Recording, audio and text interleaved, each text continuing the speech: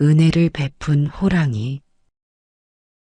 옛날 어느 마을에 천석군인 최씨 부자가 살았습니다.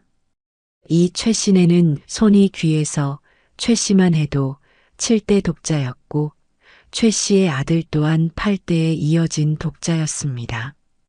뿐만 아니라 이 아들 녀석은 최씨가 나이 40이 다 돼서야 겨우 얻은 귀한 핏줄이라 그 부모와 마을 사람들의 귀히 여김이 대단했습니다. 그러던 어느 날 최씨네 집 대문 앞에 한 노파가 찾아와서는 하룻밤 묵어가기를 청하였습니다. 평소 아들의 장수를 기원하며 이웃과 길손들 돌보기를 아낌없이 하던 최씨는 이 노파에게도 역시 친절을 베풀어 푸짐한 먹을 것과 따뜻한 잠자리를 내주었습니다. 하여 노파가 최씨에게 감동하였다며 말하기를, 이보시오, 주인 양반, 내 이날 이때까지 다른 것은 이루지 못하였으나 전국 팔도를 떠돌아다니며 전지 산신령들과의 교분은 적지 않게 쌓았다오. 그래서 그분들의 힘을 빌려 사람의 앞일을 조금 내다볼 줄 아는데 마침 이 댁에 귀한 손이 있다고 하던데 내 한번 그 아드님을 보아도 되겠소? 노파의 말에 최씨는 기뻐하며 아들을 불러 노파의 앞에 앉혀놓고 어르신네 잘 좀 보아 주시오. 이놈이 8대 독자인데다가 내 이미 나이가 들어 더 이상 손을 볼 수가 없다오. 그저 이 녀석 하나 잘 키워서 오래오래 장수하는 게 내 소원이라오. 노파가 최씨의 말을 듣고 가만히 최씨의 아들의 얼굴과 손, 발, 몸집을 살펴보더니 이내 혀를 차며 얼굴을 굳히는 것이었습니다. 최씨는 노인의 기색이 점점 나빠지자 대경실색하여 이보시오. 왜 그러시오? 무슨 문제라도 있는 게요? 하며 따져 물었습니다. 이에 노파는 고개를 절레절레 흔들면서 안타깝네요. 댁의 아드님이 아무래도 오늘 밤 자정을 넘기지 못할 것 같구려. 청천벽력도 이런 날벼락이 없는지라 모두들 사색이 되어버렸습니다. 아니, 그게 무슨 험한 말씀이오? 이리 멀쩡한 녀석이 오늘 자정을 넘기지 못한다니. 글쎄요. 아무튼 아드님은 오늘 밤 호랑이에 잡아먹힐 상입니다. 이 기막힌 소리에 최씨는 하늘이 무너지는 듯 하였습니다. 이보시오. 그럼 내 아들을 살릴 방도는 없는 게요? 죽을 것을 알면 혹 살릴 방도도 알지 않겠소. 그러자 노파가 곰곰이 생각하더니 한 가지밖에는 없겠습니다. 이 집에 남아 있으면 죽을 것이 분명하니 한 해 동안 먹을 양식과 돈을 쥐어서 내보내십시오. 나가 떠돌다 보면 스스로 살 길을 찾을 수도 있을 것입니다. 최씨가 들어보니 그 말이 그럴싸하여 그 자리에서 아들의 행장을 꾸려 집에서 내보냈습니다. 한편 졸지에 집에서 쫓겨난 신세가 된 소녀는 그날 밤에 호랑이에 잡아먹힐 팔자라는데 무섭기도 하고 또한 정체 모를 낯선 노파의 말 한마디에 포근한 잠자리에서 쫓겨나게 된 자신의 팔자가 어이없기도 하여 한숨을 푹푹 쉬면서 마을을 벗어나 정처 없이 헤맸습니다.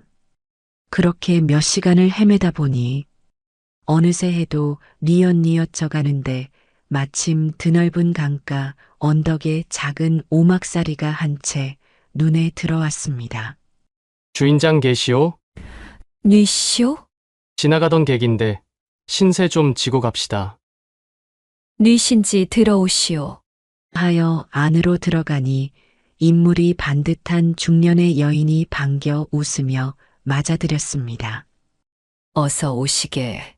젊은 손이 오셨구먼. 내 이런 한적한 곳에서 심심하던 차인데 잘 오셨네. 하룻밤 말상대라도 해주시게나. 이에 소년이 한숨을 푹 내쉬며 자리에 앉아 신세 타령을 시작했습니다. 내해드릴 재밌는 이야기는 없습니다. 다만 제 신세 타령 좀 해도 되겠습니까? 호, 어린 나이에 무얼 그리 억울한 것이 있을꼬? 한번 해보시게나. 실은 제가 저 윗마을 최신의 8대 독자입니다. 그래서 자랑은 아니지만 이날 이때까지 연치 많으신 부모님 슬하에서 부족한 것 없이 잘 먹고 잘 살아왔습니다. 그런데 오늘 낮에 한 노파가 집을 찾아오더니 글쎄 제 명줄이 얼마나 되나 한번 봐주겠다고 하더군요. 명주를, 아니 무슨 재주로? 그러게나 말입니다. 아무튼 그 노파 때문에 이렇게 졸지의 집에서 쫓겨나 정처 없이 방랑하는 신세가 되어버렸지요. 아니, 근데 무슨 말을 했기에? 저더러 오늘 밤에 호랑이에 잡아먹힐 상이랍니다. 이게 대체 무슨 청천벽력 같은 말인지. 하며 소년이 분통을 터뜨리자 노파는 기이한 것을 보았다는 듯 잠시 깜짝 놀라더니 이내 웃음을 터뜨리며 무릎을 탁 치더니 아, 그런 불쌍한 신세도 있었구나. 그런데 내 하나 물어보자꾸나. 어쩌자고 그런 말을 듣고도 집을 떠났단 말인고? 아니, 글쎄 그 노파에게 어찌하면 살겠소 하고 물었더니 집에 있으면 100이면 100 죽을 터이나 내보내면 혹 살 길이 생길지도 모른다 해서 일이 되었지요. 그런데 왜 그렇게 웃으십니까? 사람이 죽을 팔자가 되었다는데 그리 재미있으십니까? 왜 불쾌한가? 썩 좋지는 않습니다. 내가 웃는 이유는 말일세. 자네 팔자가 참으로 기구하기 때문이라네. 그게 무슨 뜻입니까? 내 오늘 오후 본래 윗마을에 가서 일을 행하려 했으나 마침 노을이 너무 아름다워. 이렇게 마루에 앉아 노을 구경을 하며 시간을 지체하던 차에 너가 날 찾아온 것이다. 그러니 이 어찌 기구한 팔자가 아니란 말인가? 대체 무슨 말씀이신지 도통 모르겠습니다. 이래도 모르겠느냐? 하며 집채만한 호랑이로 변하는 것이었습니다. 이에 소년이 대경실색하여 마당에 벌러덩 낮아빠졌습니다. 그것을 지켜보던 호랑이가 참으로 불쌍하구나. 내 어찌 살 곳을 찾으러 떠난 길에 죽을 곳을 향해 왔단 말이냐? 참으로 불쌍하구나. 하며 다시 사람 목숨으로 변하였습니다. 이에 소년이 한숨을 내쉬며 눈물을 줄줄 흘리면서 말하기를 스프도다. 연로하심 부모님은 내가 살아서 돌아오기만을 목이 빠지게 기다리실 텐데 어찌하자고 이리로 기어들어왔단 말인가. 하며 대성통곡을 하였습니다. 이 모습을 지켜보던 여인 또한 마음이 움직여 슬픔이 동하는 것을 느끼며 눈물을 흘리면서 생각하기를 저 녀석의 집안이 비록 누대에 걸쳐 불을 쌓고 선행을 베풀지 아니하여 그동안 손이 귀하고 결국 대가 끊길 운명이었으나 저 녀석의 아비가 저 녀석을 낳고 나서 많은 선행을 베풀고 길손들을 귀히 대접하였으며 저 녀석 또한 죽음을 눈앞에 두고 자신보다도 부모를 먼저 생각하는 마음이 갸륵하니 어찌 불쌍히 여기지 않으리오. 안 되겠구나. 내 저놈을 살려야겠다. 하고는 울고 있는 소년을 옆구리에 끼고 집 뒤에 있는 벼랑을 타고 올라가 한 동굴에 집어 던지고는 네 이 녀석, 내가 오늘 큰 선을 베풀 것이니 네 놈이 살고자 한다면 이곳에서 죽은 듯이 있거라. 무슨 일이 있어도 결코 소리를 내서는 안 된다. 하며 신신당부를 했습니다. 그리고는 소년을 집어던진 동굴의 옆 동굴로 들어갔습니다. 남겨진 소년은 대체 이게 어찌된 일인가 하고 의아해했습니다. 두근거리는 마음을 가지고 숨을 죽이고 몇 시간이 흘러 마침내 소년이 죽을 것이라 했던 자정이 되었습니다. 그때 호랑이가 돌연 나타나더니 소년의 앞에서 사람을 잡아먹는 것이었습니다. 아니 대체 이게 무슨 변괴한 일이란 말인가. 내가 사람이 잡아먹히는 것을 보고 있어야 하다니. 소년이 아연실색하여 입을 틀어막고 엎드려 벌벌 떨고 있었는데 호랑이가 그 사람의 몸통 팔다리를 다 먹고 머리까지 먹는 것이었습니다. 소년은 무서워 벌벌 떠는 와중에도 순간 의구심이 들었습니다. 이보시오. 원래 호랑이는 사람 머리는 먹지 않는다고 하던데 어찌 머리까지 먹으려고 하오? 하며 물었습니다. 그러자 모든 것을 다 먹어치운 호랑이가 다시 사람 모습으로 변하여 말하기를 이놈은 너하고 한날 한시에 태어난 녀석이다. 오늘 본래 내 놈의 명줄이 끊겨야 하는 날이었거늘. 내 놈이 너무도 다여워. 너 대신 이놈을 잡아먹은 것이다.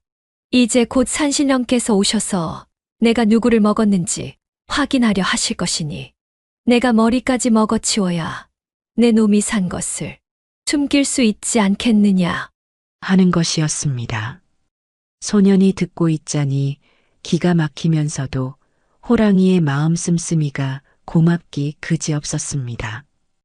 그래서 고맙다 인사를 하려는데 갑자기 오한이 들더니 호랑이의 안색이 시퍼렇게 변하고 눈짓을 하는 것이 산신령이 왔구나 싶어 입을 꼭 다물고 고개를 움츠렸습니다. 그리고 곧 창노한 음성으로 아니 이놈아! 머리는 내 앞에 가져다 바쳐야 하는 것을 어찌 너가 다 먹었단 말이냐? 하며 머리가 새하얗게 쇳 노파가 걸어 들어왔습니다. 그런데 소년이 큰 바위 뒤에 숨어 가만히 소리를 듣고 있자니 그 산신령의 목소리가 낮에 소년의 집에 찾아왔던 그 점쟁이 노파의 목소리와 똑같았습니다. 아니, 이게 어찌 된 일일까? 제가 죽을 죄를 지었습니다. 요새 한동안 인육을 취하지 않았더니 어느새 머리까지 다 먹어버렸습니다. 용서하십시오. 이런! 쯔쯔쯔! 그래! 저 윗마을 최씨네 팔대손이 맞더냐? 예, 지놈이 이곳까지 찾아왔더이다. 그럴 테지. 내가 일부러 찾아가서 집 밖으로 쫓아내고 딜도 이리로 향하도록 조화를 부렸거늘 제 놈이 어디로 가겠느냐? 그런데 어르신, 어찌하여 그 놈을 굳이 벌하시는 것입니까? 아직 어리지 않았습니까? 그 놈이야 무슨 죄가 있겠느냐? 다음 생에는 더욱 고귀하게 날 것이니 걱정 말거라. 문제는 그 놈이 아니라 그놈 하랩이다. 지금의 최 씨야 아들로 먹고 나서 괴과천선에서 산다고 하지만 그놈들 핏줄은 아주 고약한 녀석들이다. 백성들 피고름 짜먹고 그렇게 불을 쌓은 녀석들이니 이제 대를 끊어야겠다 생각했었다. 에잉, 아무튼 잘했다. 그럼 다음에 또 보자꾸나. 그리고 너 이놈 다음에도 또 이러면 죽는 줄 알거라. 예, 어르신, 살펴가십시오. 하며 산신령이 돌아가고 호랑이가 소년을 끄집어내서는 하는 말이 잘 들었느냐? 내 놈이 이대로 바로 돌아가서는 안 된다. 반년은 나와 함께 살자꾸나. 이제 내 녀석 살려준 것을 아실 터이니 나는 이제 신기를 잃게 되었구나. 다시 산중으로 돌아가 짐승으로 살아야 할 것이다. 하는 것이었습니다. 그 후로 소년과 호랑이는 반년간 조선지간처럼 오순도순 살다가 반년이 흐르자 호랑이가 소년의 짐을 챙겨주며 일전에 산신령께서도 말씀하셨지만 너의 집안이 그간 행한 죄악이 적지 않구나. 내가 돌아가거들랑 이번 일을 잊지 말고 이웃과 백성들을 위해 정성을 다해야 할 것이다. 그래야 내가 너를 살려준 것이 헛되지 않을 것 아니냐. 예, 어르신, 결코 허튼 마음을 품지 않을 것이니 염려 마십시오. 어르신께서도 부디 몸 건강하셔야 할 것입니다. 그러자꾸나. 너와 나는 다시 만날 연이 있을 것 같으니 그때까지 건강하거라. 하고 소녀는 반년 만에 집으로 돌아왔습니다. 최 씨와 그 가족들은 모두 소년이 반년 동안 아무 소식도 없자 죽었거니 하고 시름에 젖어 살다가 소년이 건강한 모습으로 돌아오자 그 기쁨이 이루 말할 수 없었습니다. 게다가 소년이 전해준 사연을 듣자 하니 더더욱 기가 막힐 일이 아닐 수 없었습니다. 그래서 그 후로는 집안 사람들 모두 항상 언행을 조심하며 주변 사람들에게 선을 베풀며 살았습니다. 그렇게 몇 해가 흘러 소년이 장성하여 혼인을 한 날 밤 꿈속에 호랑이가 나타나서 내가 내일 아침에 죽게 생겼구나. 나를 좀 구해다오. 아니, 어쩌다가 그리 되었습니까? 너를 보내고 저 남쪽 지리산으로 돌아와 산중을 논일던 가운데 일이 되었구나. 인간들이 만들어 놓은 구덩이에 빠져버렸다. 내일 아침이면 사냥꾼들이 올 것이니 아침까지 와서 나를 구해다오. 그래서 소년이 놀라 깨어보니 너무도 생생한 꿈인지라 도저히 그냥 넘어갈 수 없었습니다. 그리하여 그 길로 제일 좋은 말을 골라 한달음에 사나흘 걸릴 거리를 재촉하여 달려갔습니다. 그리고 동이 트려 할 때 지리산 어귀에 다다라 보니 사냥꾼 무리가 산으로 들어가려 하는 것이 보였습니다. 이보시오들! 잠깐만 기다리시오! 어쩐 일이오? 그 양반 숨 좀 돌리시오. 그러다 차 죽게 생겼네 그려. 이보시오! 지금 함정에 빠진 호랑이 잡으러 가는 건 맞소? 그 양반 점쟁일세. 어찌 알고 왔소? 잘 됐소! 내 돈은 얼마든 챙겨줄 터이니 그 호랑이 살려주시오. 하고는 소년은 산중으로 들어가 버리자 사람들은 다들 깜짝 놀라며 말리려 했습니다. 아니 이보시오. 조심하시오. 그러다 죽는 수가 있어. 하지만 소년은 아랑곳하지 않고 함정까지 뛰어가 함정 위에 걸쳐져 있던 나뭇가지들을 치워버리고 함정 안으로 빠져버렸습니다.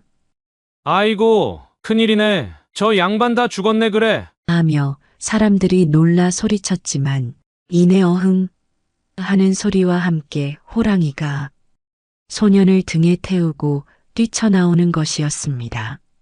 그리고 호랑이가 마치 작은 고양이가 주인 보고 반가워하듯이 소년을 마구 핥아대는 것이었습니다. 그리고 소년이 사람들에게 이 호랑이의 몸값이 얼마가 됐든 제가 다 쳐드리리다. 얼마를 드리면 되겠소? 아니요. 이런 괴사가 다 있나? 돈은 필요 없소. 그냥 가시오. 하며 손을 저었습니다.